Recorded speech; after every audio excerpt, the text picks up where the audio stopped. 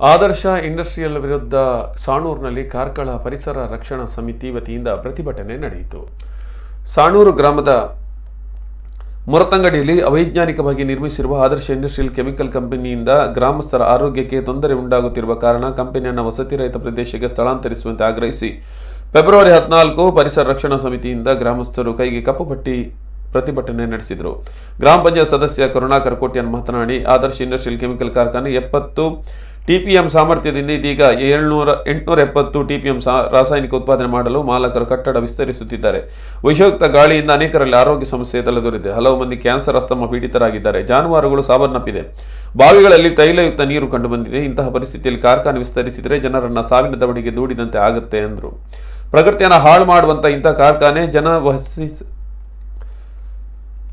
ಜನವಸತಿ ಶಾಲೆ, ಅಂಗಡಿ ಸಮೀಪ ಬೇಡ. ಮುಂದಿನ ದಿನಗಳಲ್ಲಿ ದುರ್ಘಟನೆ ಸಂಭವಿಸಿದ್ದಕ್ಕಿಂತ ಮುಂಚೆ ಕಂಪನಿಯನ್ನು ಸ್ಥಳಾಂತರಿಸಬೇಕು. ಘಟನೆ ಸಂಭವಿಸಿದ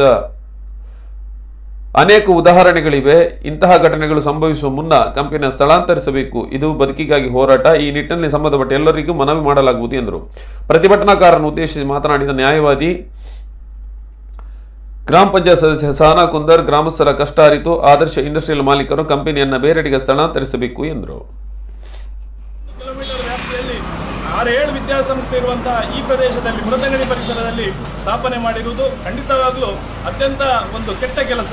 ಇಂತಹ ಒಂದು ಫ್ಯಾಕ್ಟರಿ ಏನಿದೆ ಇದನ್ನು ಸ್ಥಳಾಂತರ ಮಾಡಬೇಕೆನ್ನುವಂತಹ ಉದ್ದೇಶದಿಂದ ಇವತ್ತು ದೊಡ್ಡ ಮಟ್ಟದ ಹೋರಾಟವನ್ನು ನಾವು ಸಾಂಕೇತಿಕವಾಗಿ ಪ್ರಾರಂಭ ಮಾಡಿದ್ದೇವೆ.